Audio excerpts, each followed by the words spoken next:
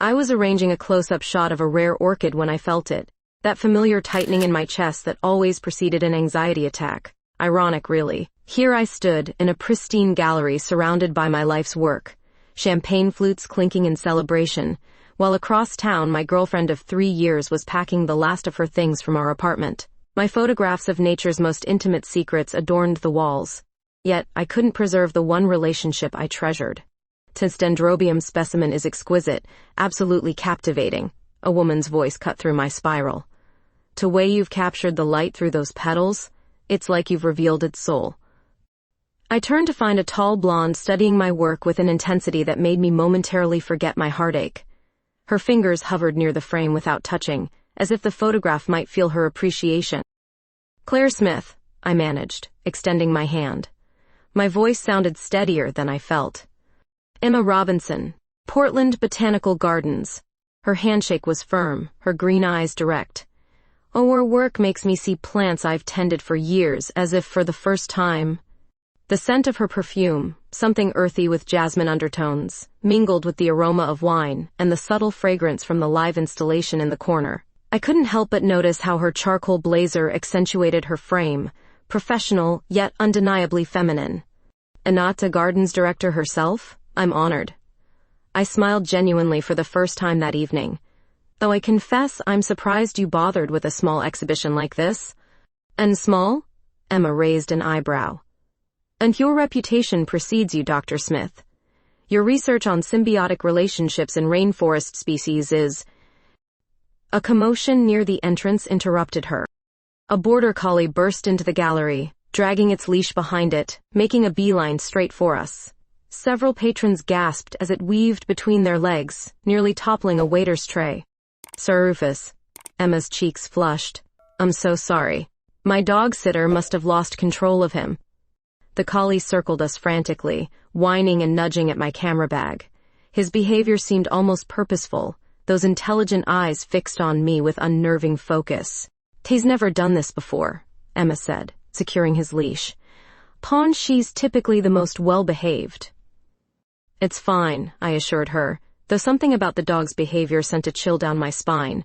I knelt to his level and he immediately pressed his cool, wet nose against my hand, whimpering softly. Emma's embarrassment shifted to curiosity. Senti senses something. She studied me with renewed interest. Rufus has an unusual gift for... intuition. The gallery lights dimmed briefly, then brightened, the first flicker of an approaching storm. Outside, rain began to tap against the skylights, creating a hypnotic rhythm that seemed to synchronize with my heartbeat. Perhaps we could discuss your work further, Emma suggested. I've been looking for someone with your expertise for a special project at the gardens. The dog had calmed but remained pressed against my leg, as if he'd appointed himself my guardian. His presence was oddly comforting. And like that, I said, surprising myself. My phone vibrated in my pocket, likely my ex confirming she'd cleared out the last of her belongings. I left it unanswered. As Emma handed me her business card, our fingers touched briefly. An electric current seemed to pass between us, subtle but undeniable. The rain intensified, drumming harder against the glass above us. Some plants only bloom after forest fires, she said softly. Sometimes destruction creates the perfect conditions for new growth. I watched her walk away, Rufus glancing back at me repeatedly as they disappeared into the crowd. It wasn't until weeks later that I discovered why her dog had been so agitated that night. He'd sensed the deadly spores I'd unknowingly carried back from my last expedition, spores that would soon threaten everything in Emma's carefully cultivated world. 3 days after the exhibition, I stood at the wrought iron gates of the Portland Botanical Gardens, clutching a research proposal and fighting the urge to turn back. The morning mist clung to the massive glass domes ahead, giving them an otherworldly appearance. My heartbeat quickened, though whether from professional anxiety or the prospect of seeing Emma again, I couldn't be sure. Dr. Smith, you made it! Emma emerged from behind a stand of bamboo, clipboard in hand, wearing khaki pants and a fitted navy button-down with the garden's logo. Her blonde hair was pulled into a practical ponytail, yet somehow she looked more striking than in her gallery attire. I hope I'm not too early, I said, shifting the weight of my equipment bag. Perfect timing. I've scheduled us 2 hours before the garden opens to visitors. She smiled, and I noticed a smudge of dirt across her cheekbone that made her look endearingly human. When our proposal was fascinating. Medicinal properties in ornamental orchids. Exactly the kind of research we want to support. We walked along gravel paths between immaculately maintained beds. The earthy scent of recent rain mingled with blooming jasmine. Emma spoke passionately about each section we passed, her hands animated, occasionally brushing against mine as she pointed out rare specimens. "This is my favorite part," she said, unlocking a door marked and staff only. We entered a climate-controlled dome I hadn't seen from outside. The humidity wrapped around us instantly, beads of moisture forming on my skin. To a rare species collection. Some plants here exist nowhere else outside their native habitats. I caught my breath. Specimens I'd only seen in textbooks thrived here, their vibrant colors almost unreal in the diffused light. Emma watched my reaction with obvious pleasure, standing close enough that I could smell her shampoo, something with coconut and lime. "May I?" I asked, reaching for my camera. "Of course. That's why you're here." As I photographed a particularly rare black orchid, Emma moved behind me, her breath warm on my neck as she looked over my shoulder at the display screen. My hands trembled slightly, forcing me to adjust my grip. "The detail you capture is extraordinary," she murmured. I turned my head slightly, finding her face inches from mine. For a heartbeat, neither of us moved. A bark echoed through the dome, breaking the moment.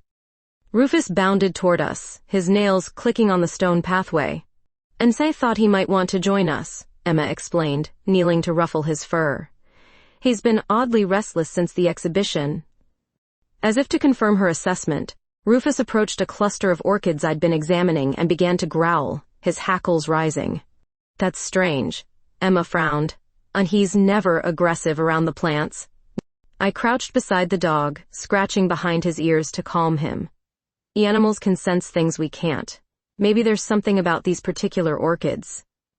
"Oh, something about you," Emma said softly, making me look up sharply. "I mean, he seemed drawn to you at the gallery." We continued the tour, moving through increasingly restricted areas. In the research greenhouse, Emma's hand brushed mine as we both reached for the same specimen container. Neither of us pulled away immediately, our fingers resting together on the cool metal. "Son, I should warn you," she said finally. "Ona board is skeptical about external researchers. They've been burned before by academics more interested in publications than preservation." "And what about you? Are you skeptical too?" I asked. Emma's eyes held mine. "Can I believe in trusting my instincts?" Rufus suddenly darted away, barking frantically at a collection of potted seedlings near the back wall. When we approached, he backed away, whining anxiously. "Which plants are these?" I asked, noticing no labels. "And recent acquisitions from a private collector," Emma replied, concern etching her features. "Then they haven't been fully catalogued yet." I made a mental note to examine them later. Something about them seemed familiar, though I couldn't place why. As we exited, Emma's fingers touched my arm. "Claire, I'd like you to stay after hours tomorrow. There's something I want to show you that isn't on any tour." The intensity in her eyes made my throat dry. I nodded, unable to find words. Walking to my car later, I spotted Rufus watching me through a window, his paws pressed against the glass. Something about his vigilant gaze made me shiver despite the warm spring air. Whatever he sensed about me, or perhaps what I'd unknowingly brought with me, clearly hadn't gone away. The garden took on a magical quality after hours. Moonlight filtered through the glass domes, casting ethereal patterns across exotic foliage. I'd been working with Emma for 3 weeks now, cataloging specimens and running preliminary tests on the orchid varieties. Tonight, we'd lost track of time, the outside world fading as we hunched over microscopes in her private research lab. "Oh, look at this cellular structure," I said, sliding over to make room for Emma at my station. "It's unlike anything I've documented before." She leaned in, her shoulder pressing against mine. The warmth of her through her thin cotton shirt sent a flutter through my stomach that had nothing to do with scientific discovery. "Oh, extraordinary," she whispered, her face illuminated by the blue light of the microscope. "Where did you first encounter this species?" "Ante a remote valley in Ecuador. The native healers consider it sacred." I hesitated before adding, "She was there with my ex, before things fell apart." Emma sat back, studying my face in the dim light rather than the specimen. What happened? If you don't mind my asking? The question should have triggered my usual defenses, but something about the late hour and intimate space made honesty feel natural. She couldn't understand my dedication to work. Said I loved plants more than people. Emma's laugh was soft, understanding. I've heard that one before. My last relationship ended when I canceled a vacation to oversee the installation of the rare bamboo grove. Why fit? I asked. And bamboo thrived. The relationship didn't. She smiled ruefully. Some people don't understand that this isn't just a job, it's a calling. Our eyes held for a moment longer than necessary. I found myself noticing details I'd tried to ignore. The small scar above her eyebrow, the flecks of amber in her green eyes, the way her lips parted slightly when she was thinking. A distant rumble of thunder broke the moment. Emma glanced toward the windows. Typical Portland. I didn't bring an umbrella. Neither did I. Maybe we should wait it out? 20 minutes later, the rain showed no signs of stopping. It drummed against the greenhouse roof, creating a soothing rhythm as we packed away our equipment. When a particularly loud crack of thunder shook the building, Emma's hand instinctively grabbed mine. She didn't immediately let go. But my place is only 10 minutes away, she said suddenly. I could make us dinner. No sense getting soaked. The implications of her invitation hung in the air between us. This wasn't just about avoiding rain. Unlike that, I replied, my voice steadier than I felt. We made a dash for her car, laughing as the rain soaked through our clothes in seconds. The windshield wipers fought a losing battle against the downpour as Emma navigated through the dark streets to a charming craftsman house on a tree-lined avenue. Rufus greeted us at the door with excited barks. Emma toweled him dry before handing me a fluffy robe. And to bathrooms down the hall. I'll find you something dry to wear. Her home revealed aspects of her personality the professional setting concealed. Botanical prints alongside abstract art. Bookshelves overflowing with both scientific journals and poetry collections. A piano in the corner with sheet music open. "You play?" I asked later, wrapped in her borrowed clothes that smelled faintly of lavender detergent. "Badly," she admitted, pouring red wine into glasses. "But it relaxes me." Over a simple meal of pasta and garden vegetables, our conversation flowed easily from work to personal histories. Emma described growing up in rural Minnesota, where her fascination with plants began in her grandmother's greenhouse. I told her about my nomadic childhood following my botanist father from country to country. "Is that why you don't stay in one place for long?" she asked perceptively. "And your research trips?" Partly habit, partly necessity," I admitted. "But I'm thinking about becoming more rooted." The weight of the statement wasn't lost on either of us. After dinner, I unpacked a few plant samples I'd brought to examine. As I arranged them on her coffee table, Rufus began growling, backing away from the specimens. "There he goes again," Emma said, frowning. "And strange," I agreed. "These are completely harmless varieties."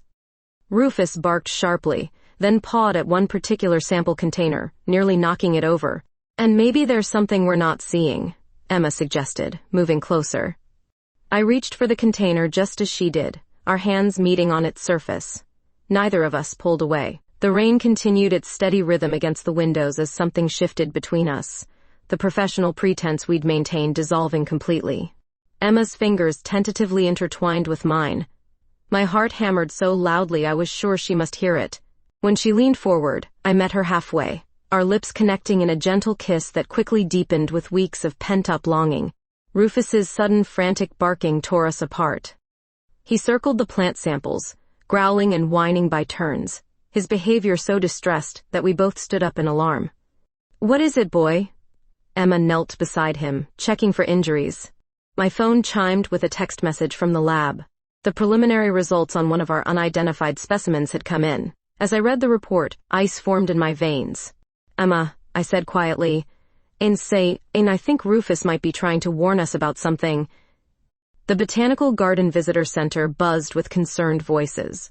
Emma had called an emergency staff meeting after 3 guests reported unusual symptoms following their tour of the tropical plants exhibition. I stood at the back of the room, alternating between scientific detachment and rising alarm.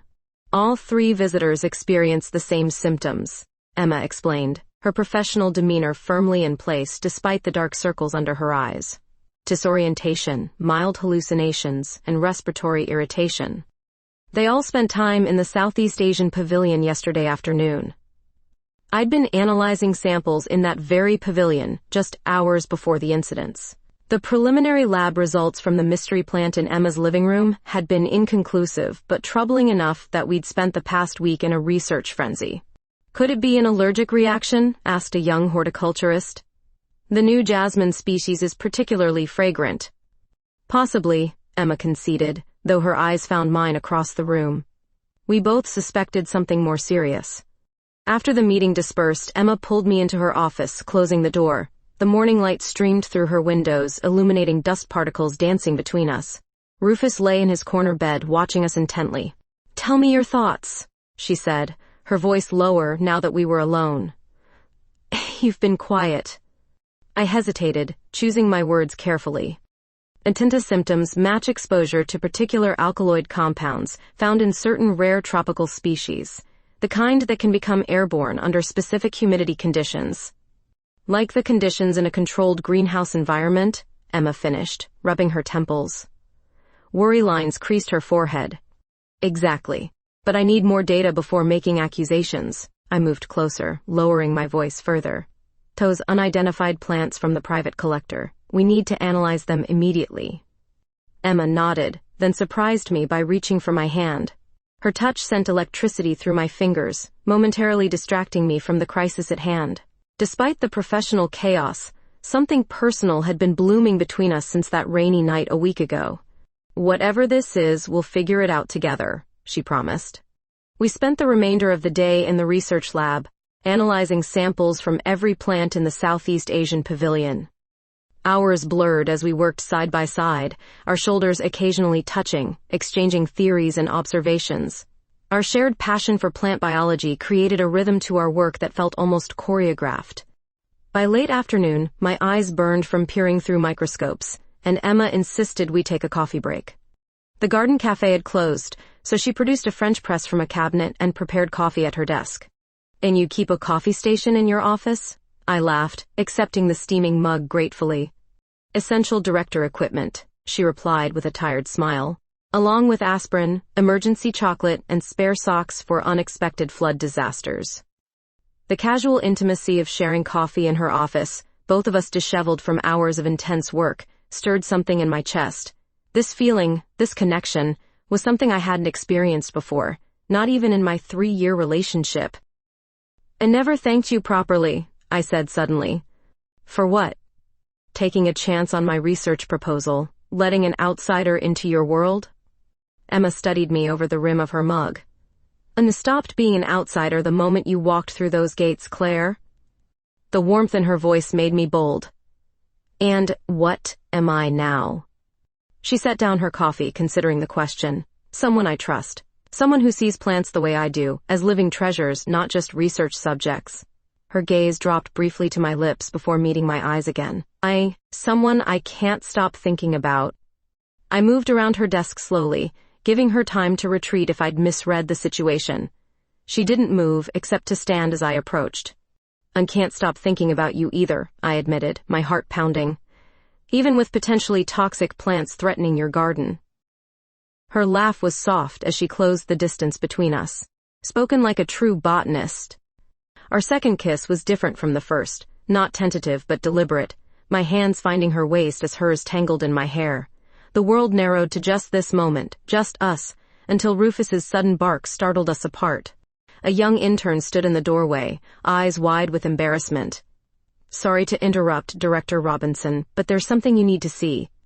We followed him to the greenhouse, professional masks back in place, though Emma's fingers briefly squeezed mine when no one was looking.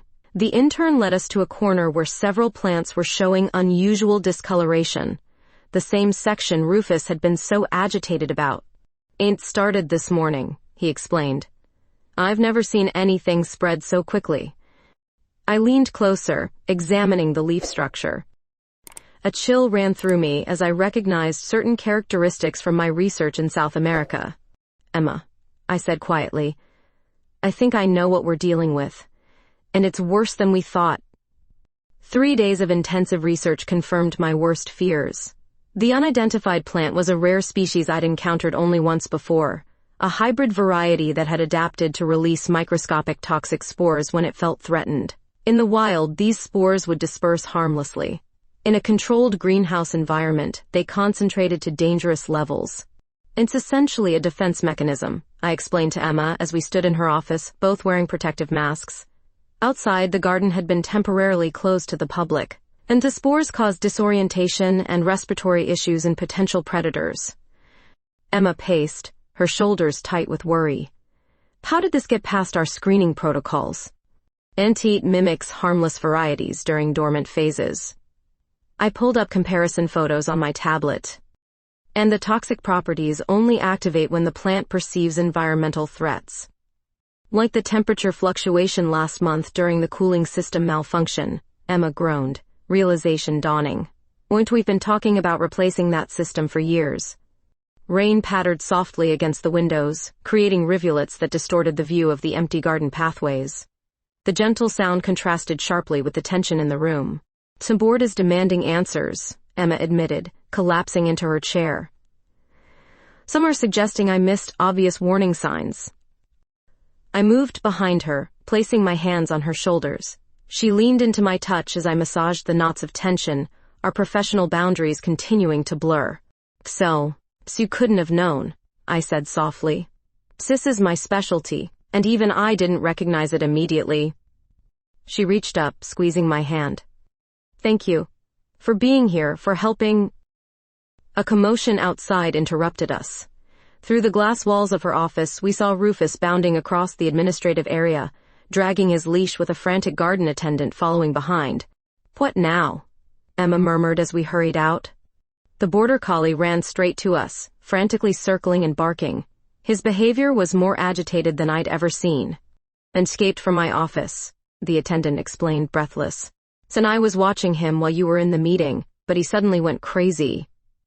Rufus bolted again, running toward the east wing of the garden. We followed, exchanging worried glances.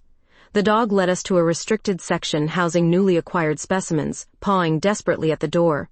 He's trying to tell us something, I said, as Emma unlocked the entrance. Inside, Rufus made directly for a corner display, where several unmarked plants stood under specialized grow lights. He barked furiously, keeping his distance but clearly indicating the specimens. I approached cautiously, examining the plants. These weren't here during my initial survey. Then they arrived yesterday from an anonymous donor, Emma explained, when we haven't processed them yet. Using gloved hands, I carefully examined the foliage, my heart racing as I recognized distinctive venation patterns. Emma, these are mature specimens of the same species we've been tracking. The concentration of toxins would be exponentially higher. How do we contain this? She asked, her director voice firmly in place despite the fear in her eyes. We need to isolate them immediately in negative pressure chambers, and test everyone who's been exposed. We worked through the night, transferring the dangerous plants to a secured laboratory and establishing protocols for decontamination. Emma's efficiency in crisis was remarkable, making decisions with clarity while maintaining calm among her concerned staff. In a quiet moment around dawn, as we monitored the sealed plants through observation windows, Emma's composure finally cracked. And I built this garden's reputation on safety and innovation, she whispered. If word gets out about this. I wrapped an arm around her shoulders, drawing her close. When caught it in time. Your quick action prevented a real disaster. She turned into me, burying her face against my neck. I held her tightly, feeling protective in a way that surprised me with its intensity. When she lifted her face, the vulnerability in her eyes made my breath catch. Our kiss was desperate, clinging to each other amidst the storm of crisis. My hands tangled in her hair as hers pressed against my back, pulling me closer. A sudden crash jerked us apart. Through the observation window, we saw Rufus had somehow gotten into the decontamination anteroom. Before we could react, he collapsed to the floor. Rufus! Emma's scream tore through the laboratory as she rushed toward the security door. I caught her arm, holding her back. Wait, we need proper equipment. The spore concentration in there could be lethal. We donned hazmat suits with trembling hands, every second stretching painfully as we watched Rufus's labored breathing through the glass. When we finally reached him, his eyes were glazed, his usually vibrant body unnaturally still. Please, no, Emma whispered, gathering him carefully in her arms. His familiar weight felt wrong, too limp, too unresponsive. As we carried him out, I caught a glimpse of our reflection in the polished steel doors, two figures in bulky protection suits, carrying a beloved animal between them. In that moment, the magnitude of what we faced crystallized with terrifying clarity. This wasn't just about saving plants or Emma's reputation anymore. If Rufus could fall so quickly, human lives were unquestionably at risk, and the dog who had first sensed the danger might become its most tragic victim. The boardroom felt stifling despite its spacious dimensions. 12 pairs of eyes focused on Emma as she stood at the head of the polished table, her professional armor firmly in place though. I could see the cracks beneath. She'd barely slept in the 3 days since Rufus had been hospitalized at the veterinary clinic. "My situation has been contained," she stated, her voice steady. Dr. Smith's expertise allowed us to identify and isolate the toxic species before any serious human casualties occurred. 3 visitors experienced hallucinations, countered Gerald Wilson, the most senior board member. And a staff member reported difficulty breathing. I'd call those serious consequences. I sat quietly in the corner, observing as Emma handled the barrage of questions with remarkable composure. We'd agreed I would attend as scientific backup, but that she would lead the briefing. "And with all due respect, Director Robinson," said a thin woman with steel gray hair. "Tia, how did these dangerous specimens enter our collection in the first place? Our protocols are supposed to prevent exactly this type of incident." Emma took a measured breath. Some plants were misidentified by the original collector. They mimicked harmless varieties until environmental triggers activated their defense mechanisms. "And why wasn't this caught during quarantine?" Wilson pressed. "That's my responsibility," Emma acknowledged. The slight tremor in her fingers as she adjusted her notes was visible only to me. "I've already implemented additional screening procedures to ensure this never happens again."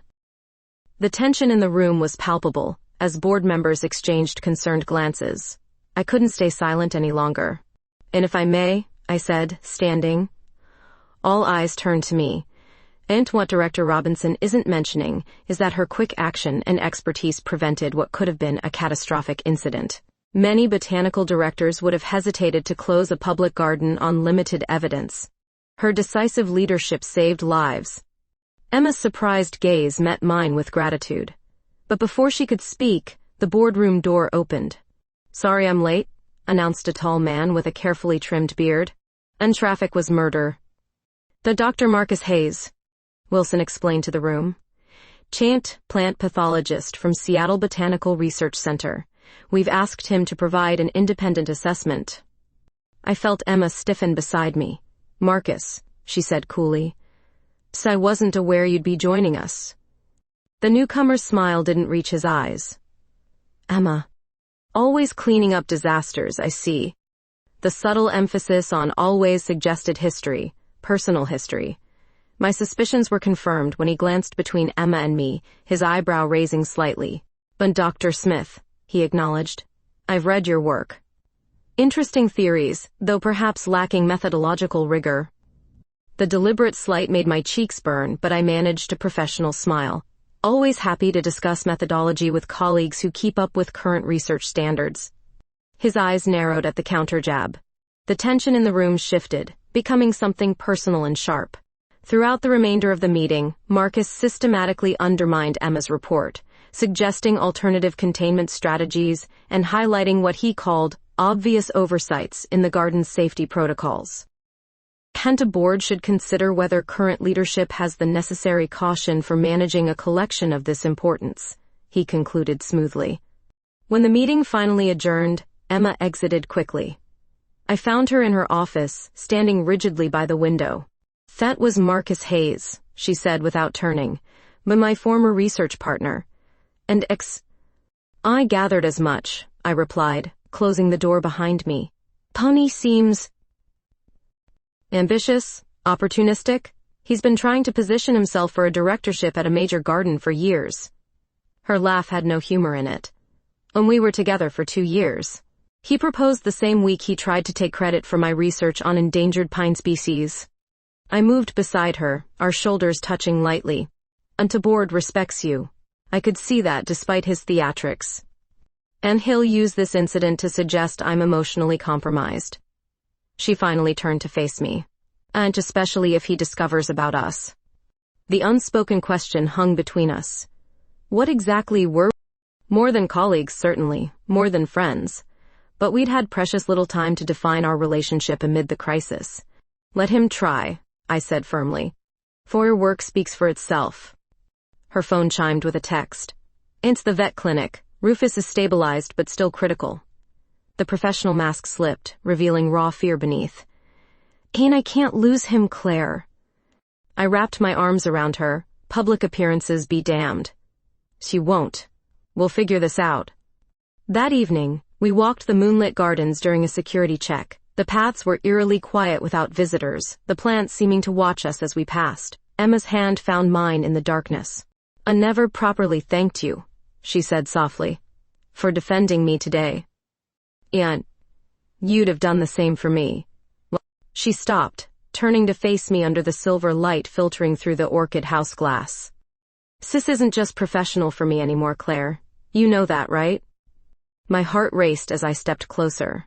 And I was hoping you'd say that. Her lips met mine, soft at first, then with growing certainty. My hands reached up to frame her face as hers found my waist, drawing me closer until there was no space between us. The kiss deepened, years of loneliness dissolving in the connection. When we finally separated, breathless, Emma's eyes held mine with newfound clarity. Whatever happens with the board, with Marcus, with this whole damn crisis, I want you to know this matters to me. You matter. I smiled, taking her hand again as we continued our walk. Then we'll face whatever comes next. Together.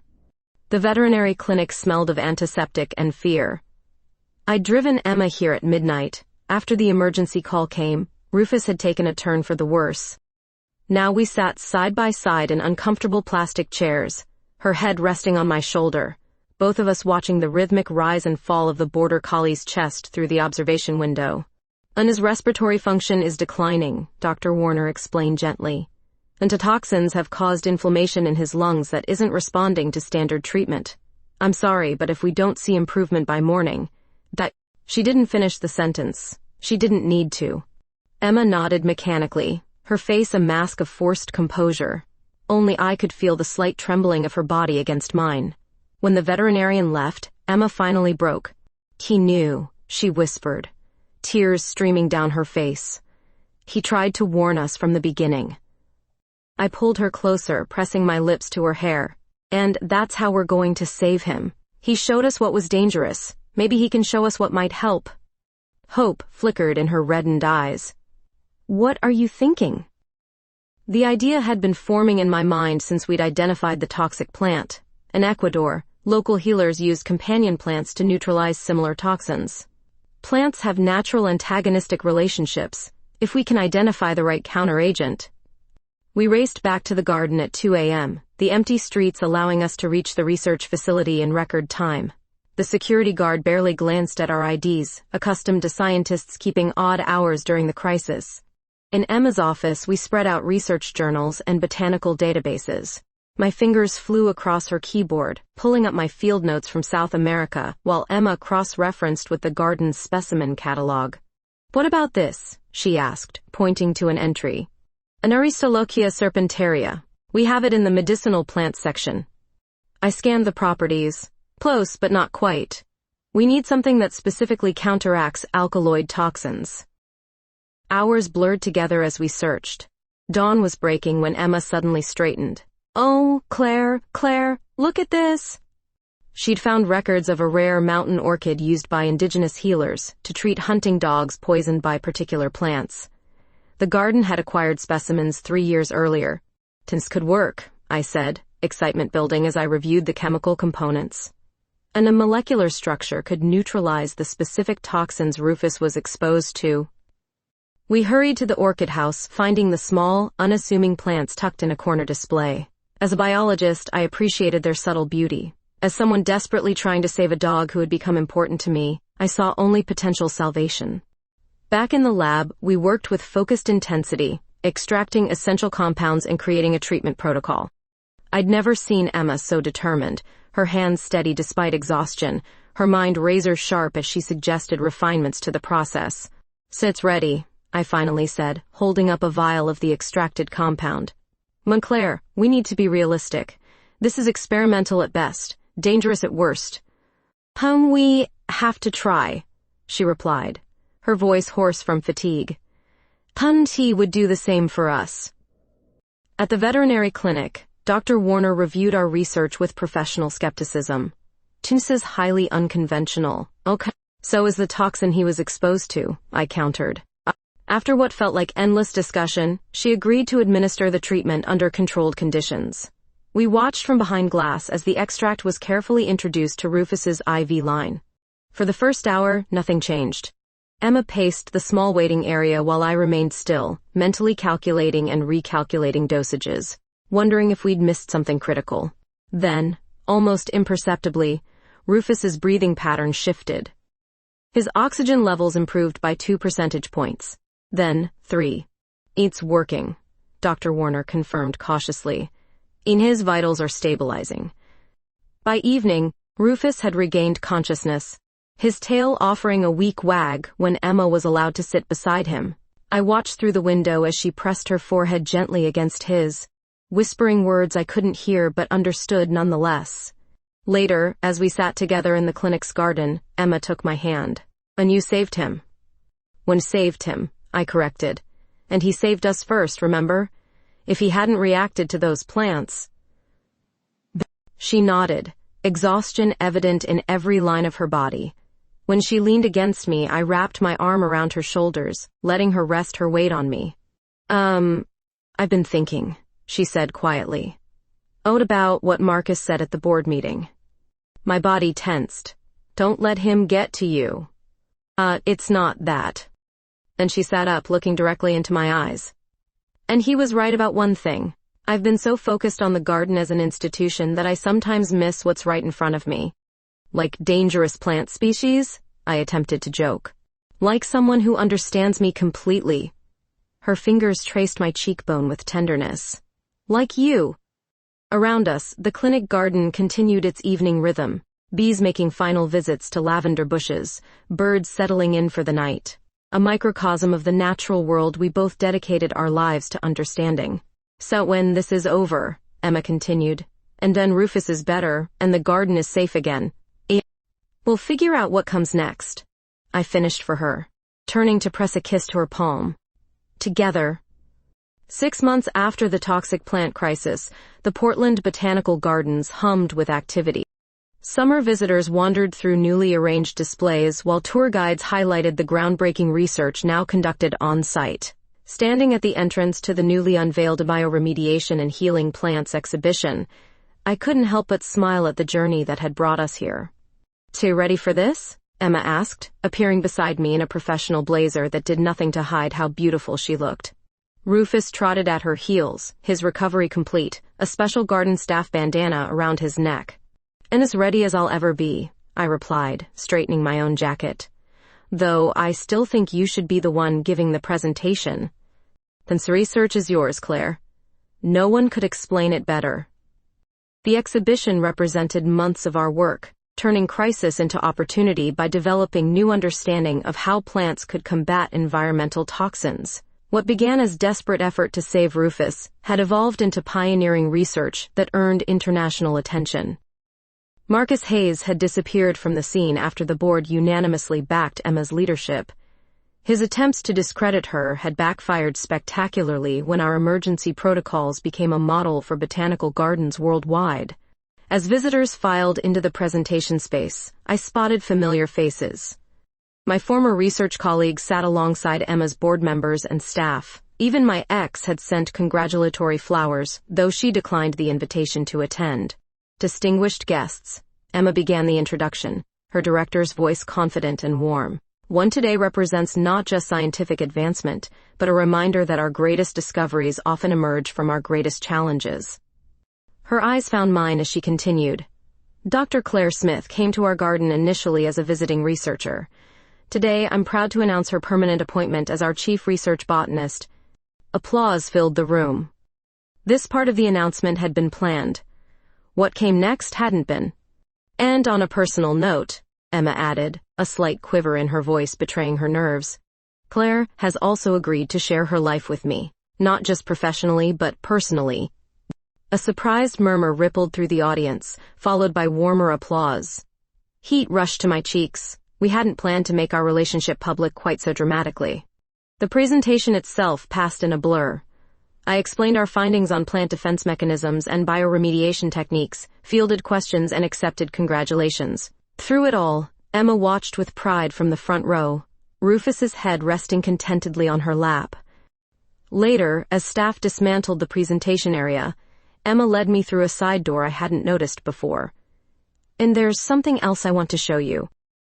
We emerged into a secluded garden room I'd never seen, a peaceful oasis hidden within the larger complex. Stone pathways wound through artfully arranged plants, each with identifying markers in both scientific nomenclature and common names.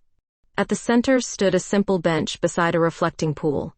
Above it, a small plaque read, "And a Claire Smith photography garden, minus revealing nature's hidden beauty." "Emma," I whispered, stunned. "What is this?" "Sure, work deserves to be seen." She gestured to weatherproof displays I hadn't noticed, each showcasing one of my photographs alongside information about the featured plant. "Every specimen you've photographed is growing here. It's a living gallery." "When did you do this?" "Been working on it since we knew Rufus would recover." Her expression grew tender. "That's when I knew for certain." "Knew what?" "That you weren't temporary. That whatever grew between us wasn't just crisis-induced intensity." She took my hands in hers. "Meant I was in love with you." The afternoon light filtered through overhead lattice, casting dappled shadows across her face. In that moment she looked both familiar and wonderfully new. "And love you too," I said simply. The words felt right, natural, like naming a newly discovered species that had always existed, just waiting to be recognized. We settled on the bench, shoulders touching, watching as Rufus explored the garden's perimeter with curious sniffs. Emma reached into her pocket and withdrew a small key. "What's this?" I asked. "And to my house." Her eyes held mine. "Which I'm hoping might become our house. If you're ready to be rooted." She remembered my words from that rainy night months ago. The gesture, practical yet deeply meaningful, was so perfectly Emma that my heart swelled. "And I am," I answered, closing my fingers around the key. "Though I still need to travel occasionally for field research." No, and I'll be here when you return." She smiled. "Or maybe sometimes I'll come with you. Botanical gardens should have directors who actually see plants in their natural habitats." Rufus returned to us, settling at our feet with a contented sigh. Above us, the first stars appeared in the darkening sky, while around us the garden continued its quiet, persistent growth, each plant following its nature, reaching toward light, adapting to change. "Oh," I said, resting my head against Emma's shoulder. Some plant species spends their entire existence waiting for precisely the right conditions to bloom." Emma's arm wrapped around me, drawing me closer. "Lucky for us, we found ours."